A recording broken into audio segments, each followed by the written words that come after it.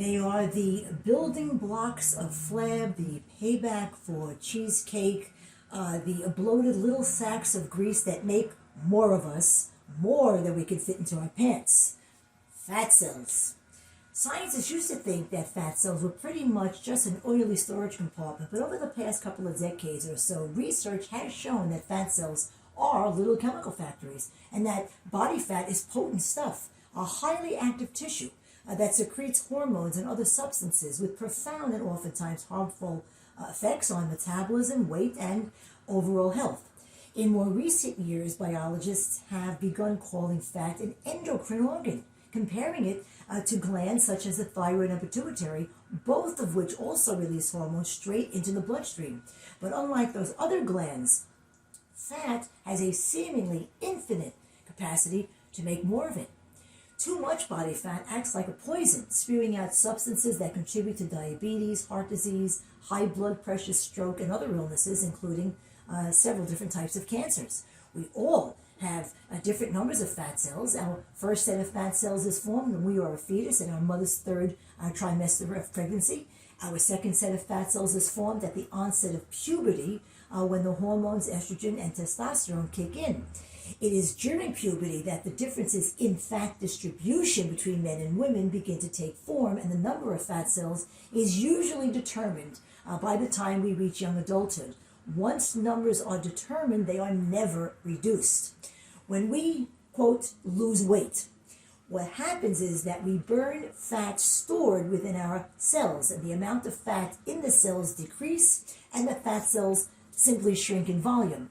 A lean adult has about 40 billion fat cells. An obese adult not only has at least 2 to 3 times that many, but their fat cells are much larger than the cells in lean adults. Even worse, the body could always make more.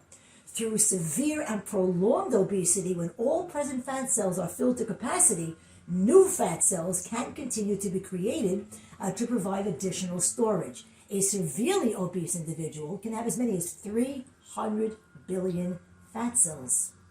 Our total number of fat cells are both subcutaneous fat cells and visceral fat cells. Subcutaneous means they're right under the skin surrounding the body. This is the fat that you can see when you look in the mirror. Visceral fat refers to the fat located deeper within the body inside the abdomen. Anybody with a belly has visceral fat, and the more you have, the worse off you are. Visceral fat is more active, spews out more toxic substances, and its secretions go straight to the liver and interferes with its functions, which include helping to regulate blood glucose and cholesterol. There are no quick fixes to ridding the body of fat cells, and for anyone who thinks that liposuction is the answer, think again. Liposuction only removes subcutaneous fat, which has no effect whatsoever on health. Liposuction is not a weight loss strategy. Weight loss through proper diet and exercise, however, is the only way to rid oneself of visceral fat and shrink those cells. Nothing else will do it.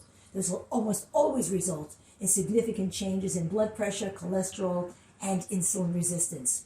The number of fat cells you possess will influence how difficult it'll be for you to lose body fat.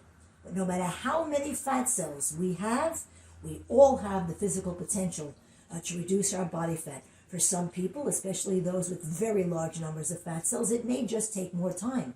But losing weight now, today, can put an immediate stop to any potential increase in your fat cell numbers. And that's today's Fat Chat. See you next time.